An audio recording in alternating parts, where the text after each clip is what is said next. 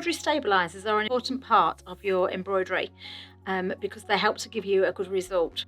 So it's important that you get to know stabilisers, embroidery stabilisers, and what you'll find is that you will start to collect together the stabilisers that you use the most.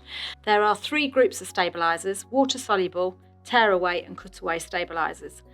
And they're probably the ones that you'll use the most. So let's just have a look at embroidery stabilisers. The first one I'm going to show you is stitch and tear.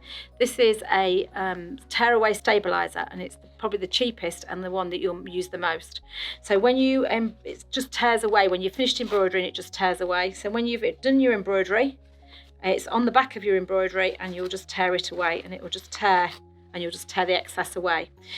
You will be left with some of the stabiliser in the back of your embroidery, and it's very difficult to get out. So if it's somewhere that you want to take stabiliser away completely, then stitch and tear is not the one for you. But it comes in packs like this, or you can buy it by the metre. So that's stitch and tear, that's the tear away stabiliser. There is another tear away stabiliser that's a sticky tear away, and this is called Filmoplast. And this is for when you have something that you can't hoop up because it's too thick or too small and it won't fit into the hoop properly. So you hoop up your stabiliser first, you hoop up your Filmoplast, and then you lay your fabric on top of it so that it just sits on top of the sticky stabiliser. You do your embroidery, and then when you take it out of the hoop,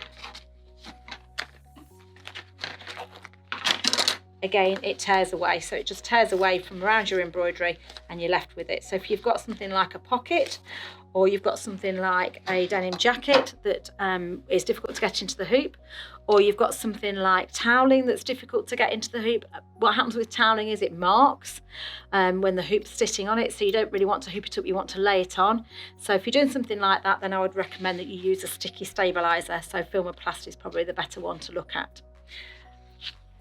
The next one is a cutaway stabiliser. So this is a stabiliser that remains in the back of the embroidery when you've finished.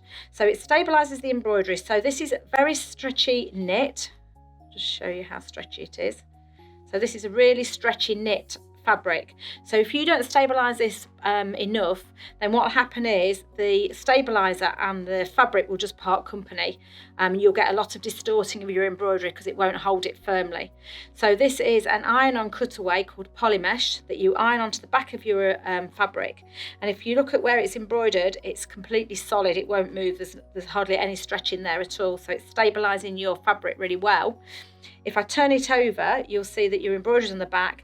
And what you'll do is you'll just cut away your stabiliser. So this will just come apart and you'll just cut it away, and your embroidery will stay with the stabiliser on the back, the Polymesh on the back, to stabilise it. So when you're washing and wearing something like a t-shirt, the stabiliser is still on the back to stabilise it and protect the embroidery and keep it looking nice. So that's Polymesh cutaway stabiliser.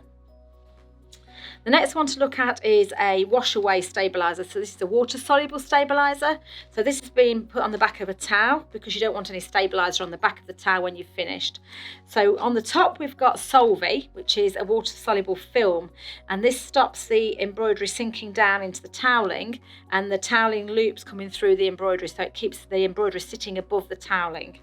So this is called Solvy. And then on the back we've got a water soluble stabiliser on the back. So when you finish, the two will be washed away and you'll have nothing but your embroidery in place. The other use for water soluble fabric is for freestanding embroideries. So either embroideries that have got organza on them, or they are specifically designed to be freestanding, like lace, for example.